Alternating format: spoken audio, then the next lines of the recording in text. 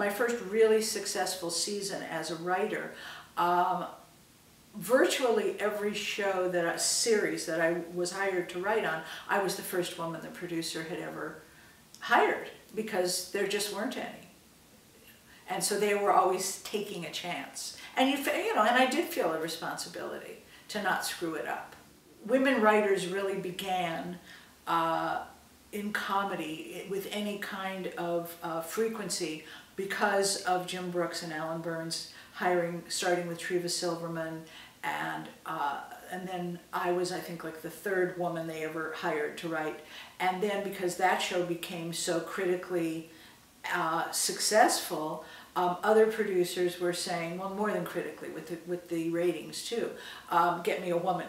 That's how before then there were no women writing half-hour comedies or comedy. They saw it as a man's world. You'd sit in the writer's room and it could get rough. They might swear, and they thought women couldn't handle it. They just didn't want women there. So you were really one of the first women ever in a writer's room. That wasn't taking dictation, yeah. Or a lunch order, yes. And supposedly, I've never checked it, when I started producing Rhoda, I was supposedly the first woman writer-producer of a multi-camera comedy.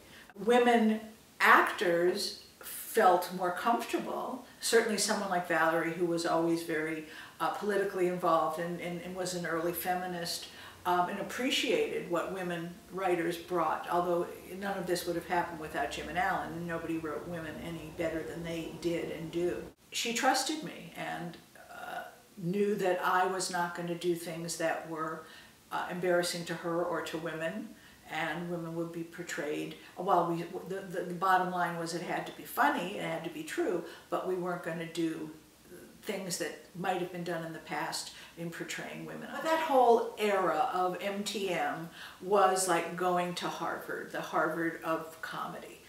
We knew on a certain level that it was a very special time, sort of suspended in time, that we were in. But I never appreciated it until it ended and we all went elsewhere. After my MTM days, and I would go to a meeting at a network, and I didn't know quite how to respond to a note, let's say a network note or a studio note.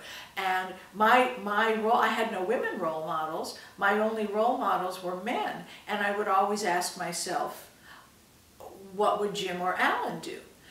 And what I discovered is it wouldn't work for me, because they could dig their heels in if they believed the note was wrong, let's say, and just, disagree and argue. And I tried that, and I got a reputation for being difficult because I was a woman. It's become a cliche now. If a man sticks to his guns and is argumentative or protective of the material, however you want to phrase it, they're respected. He really is a person of principle, and a woman is a bitch.